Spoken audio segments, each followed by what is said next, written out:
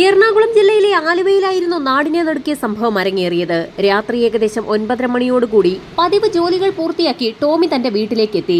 ഈ സമയത്തായിരുന്നു രാത്രി 9:30 മണിയായിട്ടും അസ്വാഭാവികമായ നിലയിൽ വാതിൽ തുറന്നു കിടക്കുന്നത് ടോമിയുടെ ശ്രദ്ധയിൽപ്പെട്ടത്. വീടിനുള്ളിലേക്ക് പ്രവേശിച്ച ടോമി പ്രധാന ഹാളും കടന്ന് ഡൈനിങ് റൂമിന് സമീപത്തേക്കെത്തി. പെട്ടെന്നായിരുന്നു നടുക്കുന്ന ഒരു കാഴ്ച ടോമിയുടെ ശ്രദ്ധയിൽപ്പെട്ടത്. തന്റെ ഭാര്യ മെർലിൻ വായിൽ നിന്ന് നുരയും പതയും വന്ന നിലയിൽ തറയിൽ അബോധാവസ്ഥയിൽ കിടക്കുന്നു. എത്ര കുലുക്കി വിളിച്ചിട്ടും ഭാര്യയ്ക്ക് അനക്കമൊന്നുമില്ല എന്ന് മനസ്സിലാക്കിയ ടോമി അതിവേഗം ഓടി ബെഡ്റൂമിലേക്ക് എത്തി. മെർലിൻ കിടക്കുന്ന അതേ രീതിയിൽ തന്നെ ബെഡ്റൂമിനുള്ളിൽ ടോമിയുടെ 2 മക്കളും വായിൽ നിന്ന് നുരയും പതയും വന്ന നിലയിൽ അനക്കമില്ലാതെ കിടക്കുന്നു. നടുങ്ങിപ്പോയ ടോമി വീടിന് പുറത്തേക്കിറങ്ങി ഓടുകയും നിലവിളിച്ച് ശബ്ദമുണ്ടാക്കി ആളുകളെയൊക്കെ കൂട്ടുകയും ചെയ്തു. നാട്ടുകാരുടെ സഹായത്തോടുകൂടി മെർലിനെയും 2 കുട്ടികളെയും ടോമിയുടെ കാറിൽ തന്നെ ആലുവ ഗവൺമെന്റ് ഹോസ്പിറ്റലിലേക്ക് ഷിഫ്റ്റ് ചെയ്തു. നാട്ടുകാരിൽ ചിലർ ഉടൻ തന്നെ വിവരം ആലുവ സ്റ്റേഷനിൽ വിളിച്ചറിയിച്ചു. ആശുപത്രിയിലേക്ക് പ്രവേശിപ്പിച്ച സമയത്ത് ഡോക്ടർമാർ പരിശോധന നടത്തിയപ്പോൾ തന്നെ ഒരു കാര്യം വ്യക്തമായി. ആ 3 പേരും മരിച്ചിട്ട് മണിക്കൂറുകൾ പിന്നിട്ടിരിക്കുന്നു. ടോമി അറിയപ്പെടുന്ന ഒരു കുടുംബത്തിലെ വ്യക്തിയാണ്. ടോമിയും സഹോദരങ്ങളും ചേർന്ന് ആലുവയിൽ തുണിക്കട നടത്തുകയാണ്. പണക്കാരനും ബിസിനസ്സുകാരനുമായ ടോമിയുടെ ഭാര്യയും മക്കളും വിഷം കഴിച്ച് ആത്മഹത്യ ചെയ്തു എന്ന തരത്തിലുള്ള വാർത്ത അപ്പോഴേക്കും നാടാകെ പരന്നിരുന്നു. പോലീസ് സംഘം ഉടൻ തന്നെ ആശുപത്രിയിലേക്ക് എത്തി. പോലീസുകാരെ കണ്ടതും ടോമിയോട് പറയാത്ത ചില കാര്യങ്ങൾ ഡോക്ടർമാർ പോലീസിന് മുൻപാകെ വെളിപ്പെടുത്തി. 3 പേരുടെയും മരണം സയനൈഡ് പോലെയുള്ള വിഷം ഉള്ളിൽ ചെന്നാണ് സംഭവിച്ചിരിക്കുന്നത്. അതുമാത്രവുമല്ല, ആ 3 വിഷം തനിയെ കഴിച്ചതല്ല, അവരെ ആരോ നിർബന്ധിച്ച് വിഷം കഴിപ്പിച്ചിരിക്കുകയാണ്. ബലപ്രയോഗത്തിലൂടെ വാ കുത്തിത്തുറന്ന് വിഷം വായിലേക്കൊഴിച്ചതിന്റെ എല്ലാ ലക്ഷണങ്ങളും ആ 3 പേരുടെയും മുഖഭാവങ്ങളിൽ നിന്നും വ്യക്തമായി കാണാമായിരുന്നു. അതിന്റെ എല്ലാ ലക്ഷണങ്ങളും അവരുടെ ശരീരത്തിൽ ഉണ്ടായിരുന്നു എന്നും ഡോക്ടർ വ്യക്തമായി തന്നെ പോലീസിന് മൊഴി നൽകി. ആ 3 പേരുടെയും മുഖത്ത് ആരോ അതിശക്തമായി അമർത്തിയതിന്റെ കൈയടയാളങ്ങളും കാണാം. സംഭവിച്ചിരിക്കുന്നത് അതിക്രൂര കൊലപാതകമാണെന്ന് ലോക്കൽ പോലീസ് വിവരമറിയിച്ചതിനെ തുടർന്ന് സർക്കിൾ ഇൻസ്പെക്ടറും ഡിവൈഎസ്പിയും അടങ്ങുന്ന സംഘം ആശുപത്രിയിലേക്ക് എത്തി. ഉന്നത ഉദ്യോഗസ്ഥരുടെ നേതൃത്വത്തിൽ ഇൻക്വസ്റ്റ് നടപടികൾ ആരംഭിച്ചു. ഇൻക്വസ്റ്റ് നടപടികൾ പുരോഗമിക്കുന്ന സാഹചര്യത്തിൽ ഡോക്ടർ സാക്ഷ്യപ്പെടുത്തിയ കാര്യങ്ങൾ 100% ശരിയാണെന്ന് തെളിഞ്ഞു. ആ 3 പേരുടെയും മുഖത്ത് ശക്തമായി ആരോ പ്രസ് ചെയ്തതിന്റെ അടയാളങ്ങളുണ്ട്. 3 പേരുടെയും മൃതദേഹങ്ങൾക്ക് നീല നിറമായി തുടങ്ങിയിട്ടുണ്ട്. അതിന്റെ അർത്ഥം വിഷം ഉള്ളിലേക്ക് കടന്നിട്ട് മണിക്കൂറുകൾ പിന്നിട്ടു എന്നാണെന്ന് ഡോക്ടർ പോലീസുകാർക്ക് മൊഴി നൽകി. ടോമി ആ വീട്ടിലേക്ക് എത്തിയത് 9:30 മണിയോടുകൂടിയായിരുന്നു. അങ്ങനെയെങ്കിൽ മരണം സംഭവിച്ചത് ഏകദേശം 7:30 മണിയോടുകൂടി ആയിരിക്കാമെന്ന് പോലീസ് നിഗമനത്തിലെത്തി. ഇതിനിടയിൽ സർക്കിൾ ഇൻസ്പെക്ടറിന്റെ നിർദ്ദേശപ്രകാരം ഒരു സംഘം പോലീസുകാർ ടോമിയുടെ വീട്ടിലേക്ക് എത്തുകയും തെളിവുകളൊന്നും തന്നെ നശിപ്പിക്കപ്പെടാതിരിക്കുന്നതിനായി ആ വീട് പൂർണ്ണമായും സീൽ ചെയ്യുകയും ചെയ്തു. ടോമിയുടെ വീടിന് 2 പോലീസുകാരെ കാവൽ നിർത്തിയ ശേഷം അവിടെ കൂടി നിന്ന നാട്ടുകാരോടെല്ലാം തൊട്ടടുത്ത ദിവസം അതിരാവിലെ തന്നെ അവിടേക്ക് എത്തണമെന്ന് പോലീസ് നിർദ്ദേശം നൽകി. തൊട്ടടുത്ത ദിവസം 10 മണിയോടുകൂടി ഡോഗ് സ്ക്വാഡുമായി പോലീസ് സംഘം സംഭവസ്ഥലത്തേക്ക് എത്തി. വീടിനകമൊക്കെ മണം പിടിച്ചു നോക്കിയ പോലീസ് നായയ്ക്ക് ഗേറ്റ് വരെ ഓടാൻ മാത്രമേ കഴിഞ്ഞുള്ളൂ. തലേ ദിവസം നല്ല മഴയായതുകൊണ്ട് തന്നെ കൂടുതൽ ദൂരം ഓടാനോ പ്രത്യേകിച്ച് ഒരു തെളിവും നൽകാനോ ആ പോലീസ് നായയ്ക്ക് കഴിഞ്ഞില്ല. ഇതേസമയം തന്നെ വീടിനുള്ളിൽ ഫോറൻസിക് സംഘത്തിന്റെ വിശദമായ പരിശോധന ആരംഭിച്ചു. വീടിനുള്ളിൽ മൃതദേഹങ്ങൾ കിടന്ന സ്ഥലം നാട്ടുകാരുടെ സഹായത്തോടുകൂടി പോലീസ് സംഘം മാർക്ക് ചെയ്തു. ആ സമയത്തും അവരുടെ വായിൽ നിന്ന് വീണ നുരയും പതയും ആ വീടിനുള്ളിൽ തങ്ങി നിൽക്കുന്നുണ്ടായിരുന്നു. അവയൊക്കെ ഫോറൻസിക് സംഘം വിശദമായി തന്നെ ശേഖരിച്ചു. വീടിനുള്ളിൽ വിശദമായ പരിശോധന നടത്തുന്നതിനിടയിലായിരുന്നു ഫോറൻസിക് സംഘത്തിന്റെ കണ്ണിൽ ഡൈനിങ് ടേബിളിന് മുകളിലിരിക്കുന്ന ഒരു ഗ്ലാസ് ശ്രദ്ധയിൽപ്പെടുന്നത്. തലേ ദിവസം രാത്രിയിൽ ആ ഗ്ലാസ് ഉപയോഗിച്ചതിന്റെ എല്ലാ ലക്ഷണങ്ങളും ഉണ്ടായിരുന്നു. വിരലടയാളം ശേഖരിക്കുന്നതിനായി ആ ഗ്ലാസ് തെളിവിലേക്കായി എടുത്തു.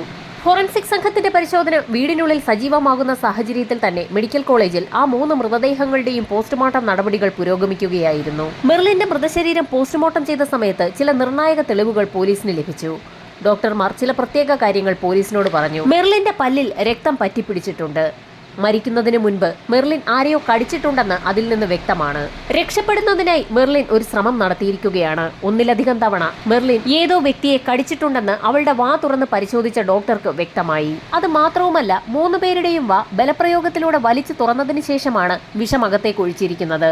അത് സയനൈഡാണെന്നും പോസ്റ്റ്മോർട്ടത്തിൽ തെളിഞ്ഞു. മരണം സംഭവിച്ചിരിക്കുന്നത് 7:30-ക്കും 8:30-ക്കും ഇടയിലാണ്. പോലീസ് സംഘം ഉടൻ തന്നെ സയനൈഡ് ഉപയോഗിക്കുന്ന ആളുകളെ കേന്ദ്രീകരിച്ച് ഒരു അന്വേഷണം നടത്തി. സാധാരണയായി സ്വർണ്ണപ്പണിക്കാർ അല്ലെങ്കിൽ തട്ടാന്മാരൊക്കെയാണ് സയനൈഡ് ഉപയോഗിക്കുന്നത്. അങ്ങനെയുള്ള ആർക്കെങ്കിലും ഈ കൊലപാതകവുമായി ബന്ധമുണ്ടോ എന്നൊന്ന് അന്വേഷിക്കാൻ തന്നെ പോലീസ് തീരുമാനിച്ചു. ഇതേസമയം തന്നെ ടോമിയെക്കുറിച്ചും അയാളുടെ ബിസിനസ് ബന്ധങ്ങളെക്കുറിച്ചും ബന്ധുക്കളെയും നാട്ടുകാരെയും ഒക്കെ കുറിച്ച് ഒരു അന്വേഷണം നടത്താൻ പോലീസ് പ്രത്യേകം ലിസ്റ്റ് തയ്യാറാക്കി. പോലീസിന് പ്രധാനമായും അറിയേണ്ട ഒരു കാര്യം ടോമിയുടെ വീടിനുള്ളിൽ സംഭവം നടന്ന ദിവസം മോഷണം നടന്നിട്ടുണ്ടോ എന്നുള്ളതായിരുന്നു. മോഷണ ശ്രമങ്ങൾക്കിടയിലുണ്ടായ കൊലപാതകമാണോ എന്നറിയണമെങ്കിൽ വീട്ടിൽ നിന്ന് എന്തെങ്കിലും നഷ്ടപ്പെട്ടിട്ടുണ്ടോ എന്നറിയണം. അതറിയാവുന്ന ഒരേയൊരു വ്യക്തി ടോമി ആയതുകൊണ്ട് തന്നെ ടോമിയോട് വിശദ വിവരങ്ങൾ തിരക്കാൻ പോലീസ് തീരുമാനിച്ചു. ഇതേസമയം മെഡിക്കൽ കോളേജിൽ പോസ്റ്റ്മോർട്ടം പൂർത്തിയാക്കി മെർലിന്റെയും മക്കളുടെയും മൃതദേഹം ബന്ധുക്കൾക്ക് വിട്ടു നൽകി. നിരവധി ആളുകളാണ് സംസ്കാര ചടങ്ങുകളിൽ പങ്കെടുക്കാനെത്തിയത്. ഈ സമയത്ത് മഫ്തിയിൽ വേഷം മാറിയ പോലീസ് സംഘം മറ്റുള്ള ആളുകളെയൊക്കെ നിരീക്ഷിക്കുന്നതിനായി അവിടെ ഉണ്ടായിരുന്നു. സംസ്കാര ചടങ്ങുകൾ പൂർത്തിയാക്കിയ സമയത്ത് ടോമിയുടെ അടുത്തേക്ക് പോലീസ് സംഘം എത്തുകയും ആ വീട്ടിൽ മോഷണം നടന്നിട്ടുണ്ടോ എന്നുള്ള കാര്യം അന്വേഷിക്കുകയും ചെയ്തു. പോലീസിന്റെ നിർദ്ദേശമനുസരിച്ച് ടോമി വീടിനുള്ളിലൊക്കെ ഒരു പരിശോധന നടത്തി. പരിശോധനയിൽ ടോമിക്ക് ഒരു കാര്യം വ്യക്തമായി. ആഭരണങ്ങൾ ഇരിക്കുന്ന കൂട്ടത്തിൽ നിന്നും തന്റെ ഭാര്യ മെർലിന് വളരെയേറെ ഇഷ്ടപ്പെട്ട ഒരു മാല മാത്രം മിസ്സായിട്ടുണ്ട്. അക്കാര്യം ഉടൻ തന്നെ ടോമി പോലീസിനെ അറിയിക്കുകയും ചെയ്തു. എന്നാൽ പോലീസിന് അത് കേട്ട് ശരിക്കും അമ്പരപ്പാണുണ്ടായത്. മോഷണം നടത്താനെത്തിയ കള്ളൻ അല്ലെങ്കിൽ കള്ളന്മാർ എന്തുകൊണ്ടാകാം നിരവധി ആഭരണങ്ങൾ അവിടെ ഇരുന്നിട്ടും അതിൽ നിന്നും ഒരു മാല മാത്രം മോഷ്ടിച്ചതെന്നായിരുന്നു പോലീസിന്റെ സംശയം. ടോമിയോട് കൂടുതൽ കാര്യങ്ങൾ പോലീസ് സംഘം അന്വേഷിച്ചറിഞ്ഞു. ബിസിനസ്സിൽ ടോമിക്ക് പറയത്തക്ക ശത്രുക്കളൊന്നും ഇല്ല എന്ന് അയാൾ പോലീസിന് മൊഴി നൽകി. പോലീസ് സംഘം ഉടൻ തന്നെ മറ്റുള്ള ആളുകളെയൊക്കെ ചോദ്യം ചെയ്യാൻ തുടങ്ങി. അയൽവാസികളെയൊക്കെ വിശദമായി തന്നെ പോലീസ് സംഘം ചോദ്യം ചെയ്തു. പോലീസിന് അറിയേണ്ടിയിരുന്നത് സംഭവം നടന്ന ദിവസം 7 മണിക്ക് ശേഷം ആ വീട്ടിൽ അസ്വാഭാവികമായ നിലയിൽ ആരെയെങ്കിലും നാട്ടുകാർ കണ്ടിട്ടുണ്ടോ എന്നുള്ളതായിരുന്നു. പലരെയും ചോദ്യം ചെയ്ത കൂട്ടത്തിൽ ഒരാൾ ഒരു കാര്യം പോലീസിനോട് പറഞ്ഞു. സംഭവം നടന്ന ദിവസം വൈകുന്നേരം ഏകദേശം 6:30 മണിയോടുകൂടി ടോമിയുടെ സഹോദരൻ ഫ്രാൻസിസിന്റെ ഭാര്യ അമ്മിണി ആ വീടിന്റെ ഭാഗത്തുള്ള റോഡിൽ കൂടി നടന്നു പോകുന്നത് ഒരു അയൽവാസി കണ്ടിരുന്നു. ആ സമയത്ത് എവിടെ പോവുകയാണെന്ന് ചോദിച്ച സമയത്ത് ആശുപത്രി വരെ പോവുകയാണെന്ന് അമ്മിണി മറുപടി പറയുകയും ചെയ്തു. ഈ സമയത്ത് ടോമിയുടെ വീടിന്റെ എതിർവശത്ത് താമസിക്കുന്ന ഒരു അയൽവാസി പോലീസിന് മറ്റൊരു മൊഴിയും നൽകി. ഏകദേശം 8 മണിയോടുകൂടി അതിശക്തമായ മഴ പെയ്യുന്ന സമയത്ത് ടോമിയുടെ വീടിന്റെ ഭാഗത്തുള്ള റോഡിൽ കൂടി മഴ നനഞ്ഞുകൊണ്ട് ഒരു പുരുഷൻ നടന്നു പോകുന്നത് കണ്ടു. ശക്തമായ മഴയായതുകൊണ്ട് അതാരായിരുന്നു എന്നുള്ള കാര്യം അയൽവാസിക്ക് വ്യക്തമായി മനസ്സിലാക്കാൻ കഴിഞ്ഞില്ല. 4 വർഷങ്ങൾക്ക് മുൻപ് മരിച്ചുപോയ ടോമിയുടെ സഹോദരൻ ഫ്രാൻസിസിന്റെ ഭാര്യയാണ് അമ്മിണി. അതുകൊണ്ട് തന്നെ അയൽവാസിയായ അമ്മിണിയെ പോലീസ് സംഘം ഒന്ന് ചോദ്യം ചെയ്തു. സംഭവം നടന്ന ദിവസം മെർലിനെയും 2 കുട്ടികളെയും അമ്മിണി കണ്ടിട്ടുണ്ടായിരുന്നില്ല. എന്നാൽ വൈകുന്നേരം ഏകദേശം 6:30 മണിയോടുകൂടി ടോമിയുടെ വീടിന് സമീപത്തുള്ള റോഡിലൂടെ നടന്ന് അമ്മിണി തരകൻസ് ഹോസ്പിറ്റൽ വരെ പോയിട്ടുണ്ട്. പോകുന്ന വഴി അവരക്കാര്യം തൊട്ടടുത്തുള്ള അയൽവാസിയെ അറിയിക്കുകയും ചെയ്തിട്ടുണ്ട്. അതുകൊണ്ട് തന്നെ അമ്മിണിയെ സംശയിക്കേണ്ട ആവശ്യമില്ല എന്ന് പോലീസ് സംഘത്തിന് മനസ്സിലാവുകയും ചോദ്യം ചെയ്തവരുടെ പട്ടികയിൽ നിന്ന് അമ്മിണിയെ ഒഴിവാക്കുകയും ചെയ്തു. ടോമിയുടെ ബന്ധുക്കളെയെല്ലാം വിശദമായി തന്നെ പോലീസ് സംഘം ഒന്ന് ചോദ്യം ചെയ്തു. അങ്ങനെ ചോദ്യം ചെയ്തു വന്ന കൂട്ടത്തിൽ ടോമിയുടെ സഹോദരി ജോസഫൈനെയും പോലീസ് ചോദ്യം ചെയ്തു. സംഭവം നടക്കുന്ന ദിവസങ്ങളിൽ ടോമിയുടെ ഭാര്യ മെർലിൻ എന്തോ ഒരു ടെൻഷനിലായിരുന്നു എന്ന് ജോസഫൈൻ പോലീസിന് മൊഴി നൽകി. ആ ടെൻഷൻ എന്തായിരുന്നു എന്ന് പോലീസ് വിശദമായി തന്നെ ജോസഫൈനോട് ചോദിച്ചു. ജോസഫൈന് അതിന് വ്യക്തമായ ഉത്തരവും ഉണ്ടായിരുന്നു. ടോമിയും സഹോദരങ്ങളും ചേർന്നായിരുന്നു ബിസിനസ് സ്ഥാപനങ്ങൾ നടത്തിക്കൊണ്ടിരുന്നത്. ഏകദേശം 4 വർഷങ്ങൾക്ക് മുൻപായിരുന്നു സഹോദരൻ ഫ്രാൻസിസ് മരിച്ചത്. അതിനുശേഷമുള്ള ലാഭവിഹിതം കൃത്യമായും ഫ്രാൻസിസിന്റെ ഭാര്യയായ അമ്മിണിക്ക് ടോമി നൽകാറുണ്ടായിരുന്നു. എന്നാൽ ആ തുക കുറവാണെന്ന് പറഞ്ഞുകൊണ്ട് അമ്മിണി പലപ്പോഴും ടോമിയുടെ വീട്ടിലെത്തി മെർലിനുമായി വഴക്കുണ്ടാക്കാറുണ്ടായിരുന്നു. അമ്മിണിയും മെർലിനും തമ്മിൽ വഴക്കുണ്ടാക്കുന്നത് എപ്പോഴെങ്കിലും ജോസഫൈൻ കണ്ടിട്ടുണ്ടോ എന്നുള്ളതായിരുന്നു പോലീസിന്റെ അടുത്ത ചോദ്യം. സംഭവം നടക്കുന്നതിന് ഏതാനും ദിവസങ്ങൾക്ക് മുൻപ് ജോസഫൈൻ ടോമിയുടെ വീട്ടിലേക്ക് വന്നിട്ടുണ്ടായിരുന്നു. ആ സമയത്ത് അമ്മിണിയും അയാൾക്കൊപ്പം ഒരാളും ടോമിയുടെ വീട്ടിലുണ്ടായിരുന്നു. ജോസഫൈനെ കണ്ടപ്പോൾ തന്നെ അമ്മിണി ഒന്ന് അമ്പരക്കുന്നത് ജോസഫൈന്റെ ശ്രദ്ധയിൽപ്പെട്ടിരുന്നു. എന്നാൽ ജോസഫൈനെ അപ്രതീക്ഷിതമായി ടോമിയുടെ വീട്ടിൽ കണ്ട അമ്മിണി ഉടൻ തന്നെ മെർലിനോട് വിശേഷങ്ങളൊക്കെ ചോദിച്ചറിഞ്ഞ ശേഷം അവിടെ നിന്ന് ഒപ്പം വന്ന ആളിനൊപ്പം തിരക്കിട്ട് പോവുകയും ചെയ്തു. അമ്മിണിയെക്കുറിച്ചുള്ള കാര്യങ്ങൾ വിശദമായി അന്വേഷിക്കാൻ ടോമിയെ പോലീസ് സംഘം വിളിച്ചു വരുത്തി. അമ്മിണിയും മരിച്ചുപോയ ടോമിയുടെ ഭാര്യ മെർലിനും തമ്മിൽ എന്തെങ്കിലും ശത്രുതയുണ്ടോ എന്നുള്ള കാര്യം പോലീസ് സംഘം അയാളോട് ചോദിച്ചു. ഏതാനും നാളുകൾക്ക് മുൻപ് ഒരു സംഭവം ഉണ്ടായിട്ടുണ്ടെന്ന് ടോമി പോലീസിന് മുൻപാകെ മൊഴി നൽകി. ഏതാനും നാളുകൾക്ക് മുൻപായിരുന്നു യൂട്രസ് റിമൂവ് ചെയ്യുന്നതുമായി ബന്ധപ്പെട്ടുള്ള സർജറിയുടെ ഭാഗമായി അമ്മിണി ആശുപത്രിയിൽ അഡ്മിറ്റ് ആയത്. ഈ സമയത്ത് മെർലിൻ അമ്മിണിയെ കാണാൻ ആശുപത്രിയിലേക്ക് പോയിരുന്നു. ആ സമയത്ത് മുറിക്കകത്ത് അമ്മിണിക്കൊപ്പം ഒരാൾ കൂടി ഉണ്ടായിരുന്നു. അമ്മിണി താമസിക്കുന്ന വീടിന്റെ കോമ്പൗണ്ടിൽ താമസിക്കുന്ന ടെലിഫോൺ ഡിപ്പാർട്ട്മെന്റിൽ വർക്ക് ചെയ്യുന്ന കാർത്തികേയൻ എന്ന വ്യക്തിയായിരുന്നു അത്. അയാൾ എന്തിനാണ് ആശുപത്രിയിൽ വന്നതെന്ന് മെർലിൻ അപ്പോൾ തന്നെ അമ്മിണിയോട് ചോദിച്ചു. എന്നാൽ മെർലിന്റെ ആ ചോദ്യം അമ്മിണിക്ക് തീരെ ഇഷ്ടമായില്ല. അങ്ങനെ മെർലിനും അമ്മിണിയും തമ്മിൽ അവിടെ വെച്ച് ഒരു വാക്കുതർക്കവും ഉണ്ടായി. മെർലിൻ ആ വിവരങ്ങളൊക്കെ തന്റെ ഭർത്താവ് ടോമി വൈകുന്നേരം കടയിൽ നിന്ന് മടങ്ങി വന്ന സമയത്ത് അയാളോട് പറയുകയും ചെയ്തിരുന്നു. അതല്ലാതെ അമ്മിണിയുമായി മറ്റെന്തെങ്കിലും പ്രശ്നമുണ്ടോ എന്നുള്ള കാര്യം തനിക്കറിവില്ല എന്നും ടോമി പോലീസിന് മൊഴി നൽകി. പോലീസ് സംഘം നാട്ടുകാരെ ചോദ്യം ചെയ്തതിനിടയിലും അമ്മിണിയും കാർത്തികേയനും തമ്മിൽ ഒരു ബന്ധമുണ്ടെന്നുള്ള തരത്തിൽ പലരും മൊഴി നൽകിയിരുന്നു. അതുകൊണ്ട് തന്നെ കാർത്തികേയനെ വിശദമായി ഒന്ന് ചോദ്യം ചെയ്യാമെന്ന് തീരുമാനിച്ച പോലീസ് സംഘം അയാളെ സ്റ്റേഷനിലേക്ക് വിളിച്ചു വരുത്തി. സംഭവം നടന്ന ദിവസം കാർത്തികേയൻ എവിടെയായിരുന്നു എന്ന് പോലീസ് സംഘം അന്വേഷിച്ചു. അന്ന് താൻ ജോലി കഴിഞ്ഞ് മടങ്ങി വന്ന ശേഷം മഴയായതുകൊണ്ട് തന്നെ വീട്ടിൽ നിന്ന് പുറത്തിറങ്ങാതെ വീടിനുള്ളിൽ തന്നെ ഉണ്ടായിരുന്നുവെന്ന് പോലീസിന് മൊഴി നൽകി.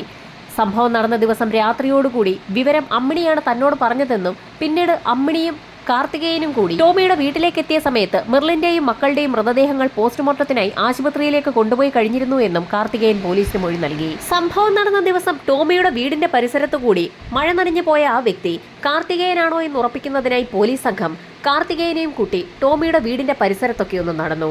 ഇതേസമയം മറ്റൊരു പോലീസുകാരൻ അയൽവാസിയായ വ്യക്തിയെ കൊണ്ട് കാർത്തികേയനായിരുന്നു സംഭവം നടന്ന ദിവസം മഴ നനഞ്ഞ് അതുവഴി നടന്നു പോയതെന്ന് ഒന്ന് നോക്കാൻ പറഞ്ഞു.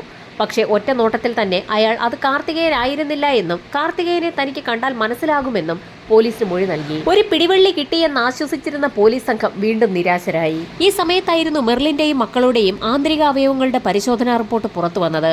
പൊട്ടാസ്യം സയനൈഡ് തന്നെയാണ് അകത്ത് ചെന്നിരിക്കുന്നതെന്ന് റിപ്പോർട്ടിൽ നിന്ന് വ്യക്തമായി. അന്വേഷണം ആകെ വഴിമുട്ടി നിൽക്കുന്ന സമയത്താണ് നാട്ടുകാർ പറഞ്ഞ മൊഴിയൊക്കെ വിശദമായി ഒന്നുകൂടി പരിശോധിക്കാൻ പോലീസ് സംഘം തീരുമാനിച്ചത്. നാട്ടുകാർ നൽകിയ മൊഴി എത്രത്തോളം വിശ്വാസയോഗ്യമാണെന്ന് കണ്ടെത്തുന്നതിനായി ഒരു സംഘം പോലീസുകാരെ നിയോഗിച്ചിട്ടുണ്ടായിരുന്നു. അവരുടെ റിപ്പോർട്ട് ഉടൻ തന്നെ പുറത്തു വന്നു. നാട്ടുകാർ പറഞ്ഞിരിക്കുന്ന മൊഴികളൊക്കെ വളരെ കൃത്യമാണ്. എന്നാൽ ഒരാളുടെ മൊഴി മാത്രം കളവാണെന്നും പോലീസ് കണ്ടെത്തി.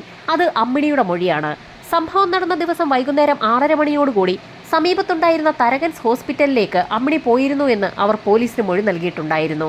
എന്നാൽ തരകൻസ് ഹോസ്പിറ്റലിൽ നടത്തിയ അന്വേഷണത്തിൽ അന്ന് വൈകുന്നേരം 6:30 മണിക്ക് ശേഷം അമ്മിണി ഹോസ്പിറ്റലിൽ എത്തിയിട്ടില്ല എന്ന് പോലീസ് കണ്ടെത്തി. അമ്മിണിയെ വിശദമായി ചോദ്യം ചെയ്യാൻ തീരുമാനിച്ച പോലീസ് സംഘം അവരുടെ വീട്ടിലേക്ക് എത്തി.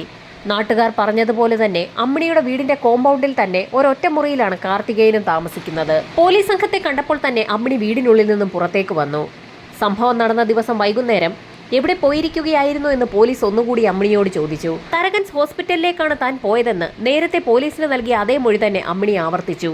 എന്നാൽ പോലീസ് സംഘം തങ്ങൾ നടത്തിയ അന്വേഷണത്തിൽ അമ്മിണി ആ ഹോസ്പിറ്റലിൽ എത്തിയിട്ടില്ല എന്ന് വ്യക്തമായിട്ടുണ്ടെന്ന് പറഞ്ഞപ്പോൾ അമ്മിണിയൊന്ന് വിളറി. താൻ ഹോസ്പിറ്റലിലേക്ക് പോകാൻ തീരുമാനിച്ചാണ് വീട്ടിൽ നിന്നിറങ്ങിയതെന്നും എന്നാൽ മഴ ശക്തമായതിനെ തുടർന്ന് താൻ തിരികെ പോന്നു എന്നും അമ്മിണി പോലീസിനോട് വീണ്ടും മൊഴി മാറ്റി പറഞ്ഞു. പൊടുന്നനെയായിരുന്നു ഒരു നിർണായക ചോദ്യം CI അമ്മിണിയോട് ചോദിച്ചത്. മെർലിനെ കൊലപ്പെടുത്തിയ ശേഷം അവളുടെ മാല എന്തിനായിരുന്നു അമ്മിണി എടുത്തതെന്ന് പോലീസിന്റെ ചോദ്യം കേട്ടപ്പോൾ തന്നെ അമ്മിണി ആകെ വിളറി വെളുത്തു. എന്നാൽ തനിക്കൊന്നും അറിയില്ല എന്ന മൊഴിയിൽ തന്നെ അമ്മിണി ഉറച്ചു നിന്നു. പക്ഷേ അമ്മിണിയെ പ്രതി ചേർക്കാൻ പോലീസിന് കഴിയുമായിരുന്നില്ല. കാരണം മരണം സംഭവിച്ച സമയത്ത് തന്നെ ആക്രമിച്ച വ്യക്തിയുടെ കൈ മെർലിൻ കടിച്ചു മുറിച്ചതായി പോസ്റ്റ്മോർട്ടം റിപ്പോർട്ടിൽ തെളിഞ്ഞിട്ടുണ്ട്. എന്നാൽ അമ്മിണിയുടെ കൈകളിൽ അത്തരത്തിലുള്ള യാതൊരു പാടുകളും കണ്ടെത്താൻ പോലീസിന് കഴിഞ്ഞില്ല. അമ്മിണിയുടെ വീടിനുള്ളിൽ വിശദമായ ഒരു പരിശോധന തന്നെ നടത്തി. ആ മാല ഒരുപക്ഷെ അമ്മിണിയുടെ വീട്ടിൽ നിന്ന് ലഭിക്കുകയാണെങ്കിൽ അമ്മിണിയെ പ്രതി ചേർക്കാമെന്നായിരുന്നു പോലീസ് കരുതിയത്. അമ്മിണിയുടെ വീട്ടിലും അതേസമയം കാർത്തികേയന്റെ വീട്ടിലും പോലീസ് സംഘം വിശദമായ തിരച്ചിൽ നടത്തിയെങ്കിലും പ്രത്യേകിച്ചൊന്നും കണ്ടെത്താൻ കഴിഞ്ഞില്ല. കാർത്തികേയന്റെ കൈയിലും പ്രത്യേകിച്ച് കടിയേറ്റ പാടുകളൊന്നും തന്നെ ഉണ്ടായിരുന്നില്ല. എന്നാൽ കാർത്തികേയന്റെ വീട് അരിച്ചു പറക്കുന്നതിനിടയിൽ നിർണായകമായ ഒരു കത്ത് പോലീസ് സംഘത്തിന് ലഭിച്ചു. ഞെട്ടിക്കുന്ന വിവരങ്ങളായിരുന്നു കത്തിനുള്ളിൽ ഉണ്ടായിരുന്നത്. ടോമി തന്നെ ചതിച്ച ശേഷം മറ്റൊരാളുമായി കരാറിൽ ഏർപ്പെട്ടു എന്നായിരുന്നു കത്തെഴുതിയ വ്യക്തി പറഞ്ഞിട്ടുണ്ടായിരുന്നത്. അതുകൊണ്ട് തന്നെ ടോമിയെയും കുടുംബത്തെയും ഇല്ലാതാക്കുന്നതിനായി വല്ല കൂടോത്രവും ചെയ്യണമെന്നായിരുന്നു കത്തെഴുതിയ വ്യക്തി കത്തിൽ സൂചിപ്പിച്ചിട്ടുള്ളത്. എന്നാൽ കത്തെഴുതിയ വ്യക്തിയുടെ പേര് അതിനുള്ളിൽ ഉണ്ടായിരുന്നില്ല. കത്തെഴുതിയത് ആരാണെന്ന് എത്ര ചോദിച്ചിട്ടും കാർത്തികേയൻ പോലീസിനോട് പറഞ്ഞതുമില്ല.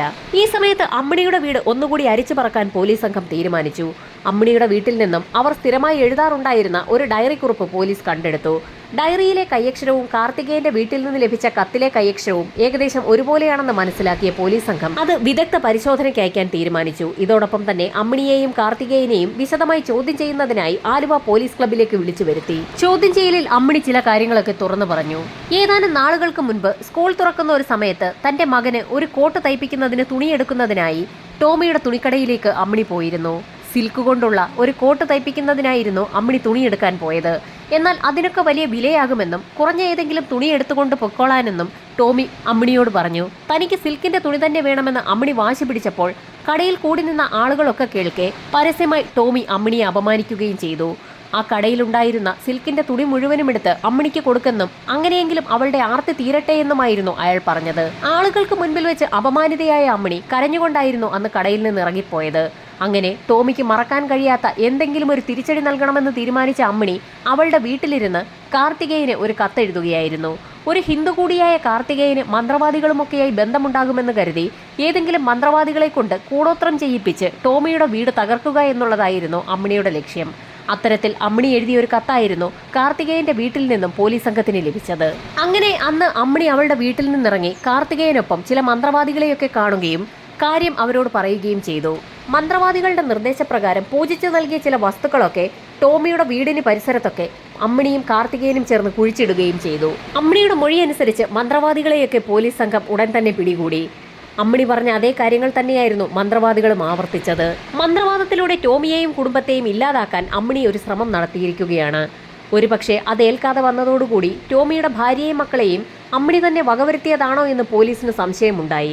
എന്നാൽ അത് തെളിയിക്കത്തക്ക യാതൊരു വിധത്തിലുള്ള തെളിവുകളും അമ്മിണിയുടെയോ കാർത്തികേയന്റെയോ വീട്ടിൽ നിന്ന് പോലീസിന് കണ്ടെടുക്കാനും കഴിഞ്ഞില്ല. ഈ സമയത്തായിരുന്നു കാർത്തികേയൻ വർക്ക് ചെയ്തിരുന്ന ടെലിഫോൺ ഡിപ്പാർട്ട്മെന്റിൽ നിന്നും ലീവ് ലെറ്റർ എഴുതി വാങ്ങിക്കുന്നതിനായി ഒരു ജോലിക്കാരൻ അവിടേക്ക് വന്നത്. കാർത്തികേയൻ ഒപ്പിട്ട് കൊടുക്കുന്നത് കണ്ടപ്പോൾ പോലീസ് സംഘത്തിന് ചെറിയൊരു കൗതുകം തോന്നി. പോലീസ് സംഘം കാർത്തികേയനുമായി ആലുവ ടെലിഫോൺ ഡിപ്പാർട്ട്മെന്റിന്റെ ഓഫീസിലേക്ക് ഒരു അന്വേഷണത്തിനായി പുറപ്പെട്ടു. കാർത്തികേയൻ ഇരിക്കുന്ന സീറ്റിലും അയാൾ സാധനങ്ങൾ കൊണ്ടുവെക്കുന്ന സ്ഥലത്തുമൊക്കെ വിശദമായ ഒരു അന്വേഷണം നടത്തുന്നതിനിടയിൽ അവിടെ ഒരു ഡെപ്പി സംശയാസ്പദമായ നിലയിൽ കാർത്തികേയൻ ഒളിപ്പിച്ചു വെച്ചിരിക്കുന്നത് പോലീസിന്റെ ശ്രദ്ധയിൽപ്പെട്ടു. ആ ഡെപ്പിക്കുള്ളിൽ നിന്നും മെർലിന്റെ കാണാതെ പോയ സ്വർണ്ണമാലയും പോലീസ് സംഘം കണ്ടെത്തി. പോലീസ് സംഘം വീണ്ടും കാർത്തികേയനെ ചോദ്യം ചെയ്തു. ആ മാല അമ്മിണിയാണ് തനിക്ക് നൽകിയതെന്ന് കാർത്തികേയൻ പോലീസിന് മൊഴിയും നൽകി. അങ്ങനെ പോലീസ് സംഘം അമ്മിണിയെ വീണ്ടും സ്റ്റേഷനിലേക്ക് വിളിച്ചു വരുത്തി വിശദമായി ഒന്നുകൂടി ചോദ്യം ചെയ്തു. മെർലിൻ മരണപ്പെടുന്നതിന് മുൻപ് തനിക്ക് പണത്തിന് ആവശ്യം വന്നൊരു സമയത്ത് മെർലിൻ അത് കടമായി അമ്മിണിക്ക് നൽകിയതാണെന്നായിരുന്നു അവളുടെ മൊഴി. എന്നാൽ പെട്ടെന്ന് മെർലിൻ മരണപ്പെട്ടപ്പോൾ ആ മാല തന്റെ കൈവശമിരുന്നാൽ പോലീസുകാരും നാട്ടുകാരും തന്നെ സംശയിക്കുമല്ലോ എന്ന് തോന്നിയ സമയത്തായിരുന്നു കാർത്തികേയന്റെ കയ്യിലേക്ക് ആ മാല വിൽക്കുന്നതിനായി അമ്മിണി നൽകിയത്. മെർലിന്റെ മരണവുമായി ബന്ധപ്പെട്ടുള്ള പ്രശ്നങ്ങളൊക്കെ ഒന്ന് ഒതുങ്ങുന്ന സമയത്ത് ആ മാല വിൽക്കാമെന്നായിരുന്നു കാർത്തികേയൻ തീരുമാനിച്ചത്. ടെലിഫോൺ ഡിപ്പാർട്ട്മെന്റിന്റെ ഓഫീസിലാകുമ്പോൾ പെട്ടെന്നാരും കണ്ടെത്തുകയില്ല എന്ന് ഉറപ്പു തോന്നിയത് കൊണ്ടായിരുന്നു കാർത്തികേയൻ ആ മാല ഓഫീസിനുള്ളിൽ സൂക്ഷിച്ചത്. പ്രതികളെ പിടിച്ചു എന്ന് കരുതിയ പോലീസ് വീണ്ടും ഇരുട്ടിൽ തപ്പി തുടങ്ങി. അമ്മിണിയുടെ മൊഴികളൊക്കെ വിശദമായി തന്നെ പോലീസ് ഒന്നുകൂടി പരിശോധിച്ചു. അമ്മിണി ആദ്യം നൽകിയ മൊഴി അനുസരിച്ച് സംഭവം നടന്ന ദിവസം വൈകുന്നേരം 6:30 മണിയോടുകൂടി അവർ തരകൻസ് ഹോസ്പിറ്റലിലേക്ക് പോയിട്ടുണ്ട്. മഴയായതുകൊണ്ട് തന്നെ ഹോസ്പിറ്റൽ പരിസരത്തെത്തുന്നതിന് മുൻപ് തന്നെ അവർ തിരികെ വീട്ടിലേക്ക് മടങ്ങിയെത്തിയെന്നുമായിരുന്നു അവർ പിന്നീട് പോലീസിന് മൊഴി നൽകിയത്. എന്നാൽ അവരുടെ വീടും ഹോസ്പിറ്റലും തമ്മിൽ വലിയ ദൂരമൊന്നുമില്ല. അതുകൊണ്ട് തന്നെ അമ്മിണി എത്ര മണിക്കാണ് തിരികെ വീട്ടിലേക്ക് എത്തിയതെന്ന് ഒരു അന്വേഷണം നടത്താൻ പോലീസ് തീരുമാനിച്ചു. നാട്ടുകാരെയൊക്കെ ഒന്നുകൂടി വിശദമായി ചോദ്യം ചെയ്ത സമയത്ത് ഒരു അയൽവാസി പോലീസിന് നിർണായകമായ ഒരു മൊഴി നൽകി. സംഭവം നടന്ന ദിവസം വൈകുന്നേരം ഏകദേശം 8:30 മണിയോടുകൂടി അമ്മിണി അവരുടെ വീട്ടിലേക്ക് കയറിപ്പോകുന്നത് കണ്ടു എന്നായിരുന്നു അമ്മിണിയുടെ വീടിന് എതിർവശത്ത് താമസിക്കുന്ന വ്യക്തി പോലീസിന് മൊഴി നൽകിയത്.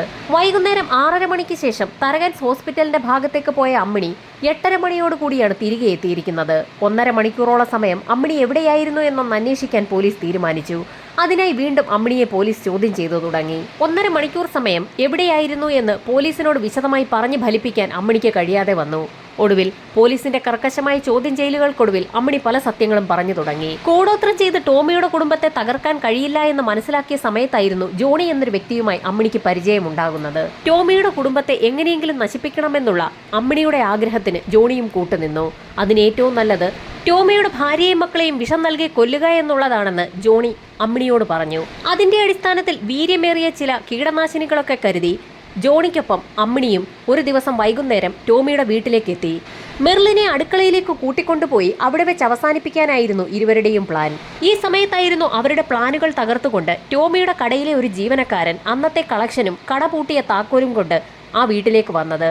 ജീവനക്കാരൻ അമ്മിണിയെയും ജോണിയെയും കാണുകയും ചെയ്തു. അതുകൊണ്ട് തന്നെ അന്ന് ആ പ്ലാൻ നടപ്പിലാവുകയില്ല എന്ന് മനസ്സിലാക്കിയ ഇരുവരും ടോമിയുടെ വീട്ടിൽ നിന്ന് പോവുകയും ചെയ്തു. ടോമിയെയും കുടുംബത്തെയും ഇല്ലാതാക്കിയാൽ വലിയൊരു തുക പ്രതിഫലമായി നൽകാമെന്ന് അമ്മിണി ജോണിക്ക് വാക്ക് നൽകിയിരുന്നു. അതുകൊണ്ട് തന്നെ ആ പ്ലാൻ എങ്ങനെയെങ്കിലും നടപ്പിലാക്കണമെന്ന് തീരുമാനിച്ച ജോണി തോമസ് എന്നൊരു വ്യക്തിയെ കൂടി കൂടെ കൂട്ടാൻ തീരുമാനിച്ചു. തോമസിന്റെ ഐഡിയ പ്രകാരം എക്കാലക്സും മറ്റൊരു കീടനാശിനിയും കൂടി ചേർത്ത് ആളുകൾക്ക് നൽകിക്കഴിഞ്ഞാൽ അവരുടൻ മരണപ്പെടുമെന്ന് കേട്ടതോടുകൂടി ജോണി അത് സംഘടിപ്പിച്ചു. അങ്ങനെ അമ്മിണിക്കൊപ്പം ജോണിയും തോമസും കൂടി ചേർന്നു. പ്ലാൻ നടപ്പിലാക്കാൻ തീരുമാനിച്ച ആ മൂവർ സംഘം അതിനായി ഒരു ദിവസം തിരഞ്ഞെടുക്കുകയും ടോമിയുടെ വീട്ടിലേക്ക് എത്തുകയും ചെയ്തു. അതൊരു വൈകുന്നേരമായിരുന്നു. ആദ്യം ആ വീടിനുള്ളിലേക്ക് നടന്നു പോയത് അമ്മിണിയായിരുന്നു. അതിനുശേഷം അമ്മിണിയെ കാണാനെന്ന വ്യാജേന ജോണിയും അകത്തേക്ക് കയറി. ഈ സമയത്തായിരുന്നു അവരുടെ പ്ലാനുകൾ തെറ്റിച്ചുകൊണ്ട് വീടിനുള്ളിൽ ജോസഫൈൻ ഉണ്ടെന്നുള്ള കാര്യം അമ്മിണിക്ക് മനസ്സിലായത്. അമ്മിണിയുടെ മരിച്ചുപോയ ഭർത്താവിന്റെ സഹോദരി കൂടിയാണ് ജോസഫൈൻ.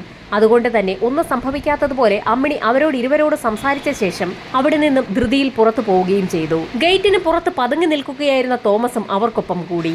അങ്ങനെ 2 തവണയായിരുന്നു ടോമിയെയും കുടുംബത്തെയും ഇല്ലാതാക്കാനുള്ള അമ്മിണിയുടെ പ്ലാൻ പൊളിഞ്ഞത്. അങ്ങനെ അവരെല്ലാവരും കൂടി അമ്മിണിയുടെ വീട്ടിൽ ഒത്തുകൂടി. കാർത്തികേയനും അവർക്കൊപ്പം കൂടി. സൈനൈഡ് കൊടുത്ത് ആളുകളെ വേഗത്തിൽ കൊല്ലാൻ കഴിയുമെന്നുള്ള നിർദ്ദേശം കാർത്തികേയനായിരുന്നു മുൻപോട്ട് വെച്ചത്. തോമസ് ആ സമയത്ത് സൈനൈഡ് സംഘടിപ്പിക്കാമെന്നും ഏറ്റു. അയാൾക്ക് സ്വർണ്ണപ്പണിക്കാരുമായൊക്കെ നല്ല ബന്ധമായിരുന്നു. അതുകൊണ്ട് സൈനൈഡ് സംഘടിപ്പിക്കാനും ബുദ്ധിമുട്ടുണ്ടായിരുന്നില്ല. അങ്ങനെ സൈനൈഡ് സംഘടിപ്പിച്ച് ആ സംഘം മെർലിനെയും കുടുംബത്തെയും ഇല്ലാതാക്കാൻ തന്നെ തീരുമാനിച്ചു. അങ്ങനെ സംഭവം നടന്ന ദിവസം വൈകുന്നേരം 6:30 മണിയോടുകൂടി ശക്തമായ മഴ പെയ്യുന്നുണ്ടായിരുന്നു. ഈ സമയത്തായിരുന്നു അമ്മിണി മെർലിന്റെ വീട്ടിലേക്ക് എത്തിയത്. കോളിംഗ് ബെൽ അടിച്ച ശേഷം മെർലിൻ വാതിൽ തുറന്നപ്പോൾ തന്നെ അമ്മിണി അകത്തേക്ക് കയറി. ഏതാനും നിമിഷങ്ങൾക്കകം തന്നെ അമ്മിണിയെ കാണാനെന്ന വ്യാജേന ജോണിയും അവിടേക്ക് എത്തി. ജോണിയെ നേരത്തെ തന്നെ അമ്മിണിക്കൊപ്പം കണ്ടിട്ടുള്ളത് കൊണ്ട് മെർലിന് സംശയവും തോന്നിയില്ല. കുടിക്കാൻ അല്പം വെള്ളം വേണമെന്ന് ജോണി ആവശ്യപ്പെട്ടപ്പോൾ തന്നെ മെർലിൻ അടുക്കളയിലേക്ക് പോയി. ഈ സമയത്ത് ആരുമറിയാതെ തോമസും അവിടേക്ക് എത്തി.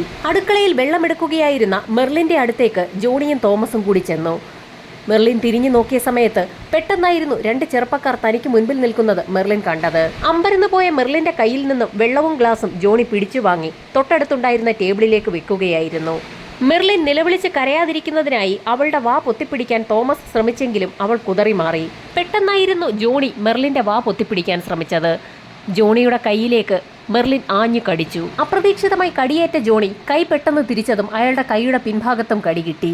മെർലിൻ ഓടി രക്ഷപ്പെടാൻ ശ്രമം നടത്തിയെങ്കിലും അവരിരുവരും ചേർന്ന് മെർലിന്റെ വായിലേക്ക് ബലപ്രയോഗത്തിലൂടെ സൈനൈഡ് ഒഴിച്ചു കൊടുക്കുകയായിരുന്നു. അകത്തെ മുറിയിൽ പഠിച്ചുകൊണ്ടിരിക്കുകയായിരുന്ന കുട്ടികളുടെ അടുത്തേക്ക് അമ്മിണി ചെല്ലുകയും വാതിൽ ചാരുകയും ചെയ്തിരുന്നു. പുറത്ത് ശക്തമായ മഴയും പെയ്യുന്നതിനാൽ അടുക്കളയിൽ നടന്ന സംഭവ വികാസങ്ങളൊന്നും ആ കുട്ടികൾ അറിഞ്ഞതുമില്ല.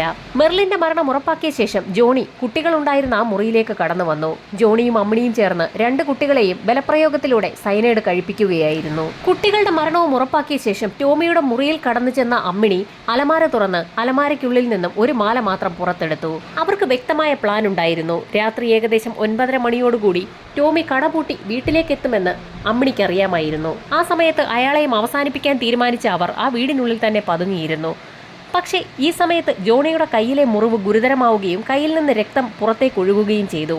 അയാൾക്ക് വേദന സഹിച്ച് അധിക സമയം വീടിനുള്ളിൽ കഴിയാൻ പറ്റില്ല എന്ന് മനസ്സിലാക്കിയതോടുകൂടി ആ സംഘം വീടിനുള്ളിൽ നിന്ന് പുറത്തിറങ്ങി. അമ്മിണി എല്ലാ കാര്യങ്ങളും പോലീസിനോട് തുറന്ന് സമ്മതിച്ചതോടുകൂടി അമ്മിണിയുടെയും കാർത്തികേയന്റെയും അറസ്റ്റ് പോലീസ് സംഘം രേഖപ്പെടുത്തി. ഈ സമയത്ത് പ്രതികളായിരുന്ന ജോണിയും തോമസും ഒളിവിലായിരുന്നു. ഏകദേശം ഒരാഴ്ചയോടുകൂടി തന്നെ പോലീസ് സംഘം അവരെയും കസ്റ്റഡിയിലെടുത്തു. അന്വേഷണം പൂർത്തിയാക്കി കുറ്റപത്രം കോടതിയിൽ സമർപ്പിച്ചു. അങ്ങനെ വിചാരണയും ആരംഭിച്ചു. ഞെട്ടിക്കുന്ന ഒരു വിധി പ്രഖ്യാപനമായിരുന്നു പെരുമ്പാവൂർ സെഷൻസ് കോടതി നടത്തിയത്. അമ്മിണിയെയും കൂട്ടരെയും വെറുതെ വിട്ടുകൊണ്ടുള്ള ഒരു വിധിയായിരുന്നു അത്. സാഹചര്യ തെളിവുകളും സാക്ഷിമൊഴികളുമൊക്കെ പോലീസ് സംഘം വിശദമായി തന്നെ ഹാജരാക്കിയെങ്കിലും അതൊന്നും അമ്മിണിയും കൂട്ടരും കൊലപാതകം നടത്തിയെന്ന് തെളിയിക്കാൻ ഉതകുന്നതൊന്നല്ല എന്നായിരുന്നു കോടതി കണ്ടെത്തിയത്. അങ്ങനെ സർക്കാർ അപ്പീലുമായി ഹൈക്കോടതിയെ സമീപിച്ചു. സെഷൻസ് ജഡ്ജിയുടെ മൊഴികളെയെല്ലാം തള്ളിക്കളഞ്ഞുകൊണ്ടുള്ള ഒരു തീരുമാനത്തിലേക്കായിരുന്നു ഹൈക്കോടതി പോയത്. പ്രതികൾക്ക് ജീവപര്യന്തം തടവ് ശിക്ഷ വിധിച്ചുകൊണ്ടുള്ള നിർണായക വിധി പ്രഖ്യാപനമായിരുന്നു ഹൈക്കോടതി നടത്തിയത്. അമ്മിണിക്ക് ഭർത്താവില്ല എന്നും കുട്ടികൾ മാത്രമാണുള്ളതെന്നും പരിഗണിച്ച് ഹൈക്കോടതി വധശിക്ഷ ജീവപര്യന്തമാക്കി കുറച്ചു.